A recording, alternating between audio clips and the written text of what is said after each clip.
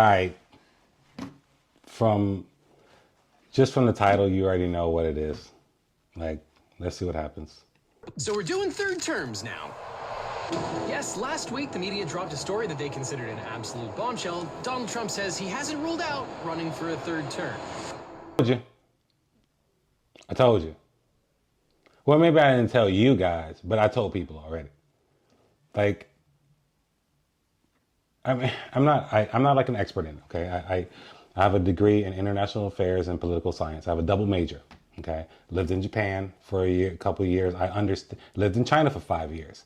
I understand what governments do and what people do. If you ever read Machiavelli, The Prince, you understand how it's talking about keeping and maintaining power. If you ever read that book, go check it out. It's a really great read, and it tells you everything that this dude is doing right now because he's doing exactly that. And people are like on the other side, oh, it's not what he's doing. He's not going to do that. Well, guess what? Now he's going to try for it. Now, it seems like we've been through this before on this channel, and I didn't expect to have to relitigate this question quite so soon. So everyone, listen up. The Constitution does not give President Trump the power to serve a third term. The 22nd Amendment says he cannot do it. And while I agree it's important to take most of Trump's threats seriously, America is in immediate and serious danger because of the challenge that Trump poses to the rule of law. So let's try and keep our eyes on the ball because he's threatening to burn America's justice system to the ground right now. But that being said, today let's summarize the law in the 22nd Amendment, its history, and the reasons why we need to stop focusing on emergencies that are 4 years in the future, and then never talk about this ever again. All right, so shout out to Legal Eagle. First off, foremost, they're amazing. If you ever get a chance to, go check out their content, especially on Nebula. They're out there doing their thing. So, and I'm not going to go into his stuff because his stuff is already, he covers it. And I'm just here to have this conversation with you people. I want to reach out to you and talk to you, actually tell you, do we really want this in our America? Because that's where we're headed. And if we don't get out of it soon, it's going to be a point of no return. Because he's already breaking the Constitution. He's a convicted felon. Hey, you barely won't even let a nigga fight. You want to let a convicted felon flip burgers in America, right? But you're going to let him run the country. What are we doing? Literally, what are we doing? Because we're not doing the right thing. We're not. We're not talking about it in the proper way. For some reason, and I don't know why, but I grew up in a time where people say, you know what? Stop lying. You're lying. Stop it. Shut up. Stop lying. Because every time he opens his mouth, he's lying about something. And yes, I know I sound like one of those guys. He has some good ideas. Okay? He does. But most of them ain't good. And this dictator's thing that he's trying to do right now, you know what? Get a passport, yo. If you don't have a job that doesn't give you the ability to travel and go places, you should try. I know I do.